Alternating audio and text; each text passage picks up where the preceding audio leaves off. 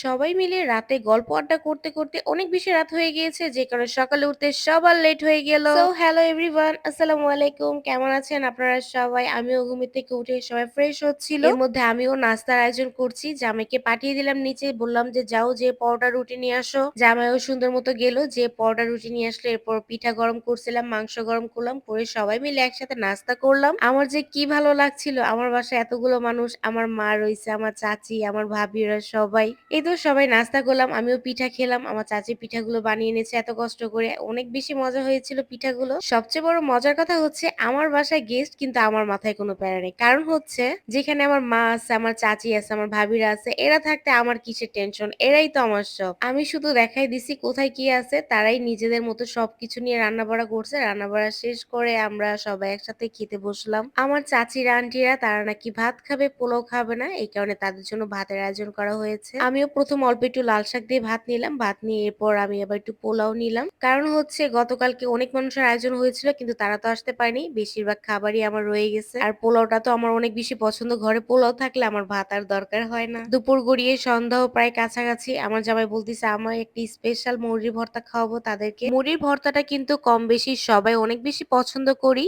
এই মুড়ির ভর্তাটা কিন্তু অনেক বেশি স্পেশাল, নানান রকমের জিনিস দিয়ে মুড়ির ভর্তাটা মাখা হয়। যারা মুড়ির ভর্তা পছন্দ করে থাকেন তারা মাস্ট বি এই মুড়ির ভর্তাটা ট্রাই করে দেখতে পারেন, খেতে কিন্তু অনেক বেশি মজা। আমার মেহমানদেরও যাওয়ার সময় হয়ে গিয়েছে, কিছু করার নেই, তাদের তো আটকে রাখতে পারবো না, তারা একদিন থেকেছে, এটাই আমার কাছে অনেক বড় পাওয়া। এই যে আমরা কিন্তু মুড়ির ভর্তা একটু পোলাও দিব, কে কে এরকম মুড়ি ভর্তা একটু পোলাও দিয়ে খান অবশ্যই কিন্তু সুন্দর সুন্দর কমেন্টে জানাতে পারেন আমাকে। এরপর সবাই মিলে একসাথে মুড়ি ভর্তা খেলাম। একসাথে যে কোনো খাবার খেতে অনেক বেশি ভালো লাগে। খাওয়া শেষ করে আম্মু চাচি ওনারা তো চলে যাবে, এই কারণে আমিও ব্যস্ত হয়ে পড়লাম, এই কারণে অনেকগুলো আমার ভিডিও ক্লিপ নেওয়া হয়নি। এরপর আমি মাকে বললাম যে চাচিদের তুমি বেড়ে দাও, পরে আম্মু দই মিষ্টি এগুলো সব বেড়ে দিল খাওয়ার জন্য। আর আমার ঘরে যেন অনেক কিছু রান্না ছিল, এই কারণে আম্মু সুন্দর করে সবগুলো গুছিয়ে দিয়ে গেল যেন আমার রাখতে কোনো অসুবিধা না হয়। মুড়ির ভর্তাটা কিন্তু অনেক বেশি মজা হয়েছিল, এই কারণে সবাই আমরা চেটে পুটে খেয়েছি।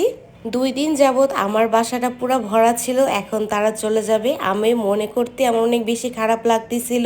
আমার চাচি তো বারবার বলতেছিল যে মেয়ের তো এখন অনেক বেশি খারাপ লাগবে, পুরো ঘর ফাঁকা, একা একা থাকবে। তো আমি বললাম কি আর করার, আপনাদেরকে রেখে দিতে পারবো, আপনারা তো চলেই যাবেন। এই তো রাইসা বুড়ি, সেও বসে বসে মুড়ি ভর্তা খাচ্ছিল বুড়িটা। আমি আবার এই ফাঁকে তাকে জিজ্ঞেস করলাম কেমন লাগছে মুড়ি ভর্তাটা, সে আমাকে লাইক দেখা, ভাই বোন লাইক দেওয়ার জন্য পুরো ওস্তাদ।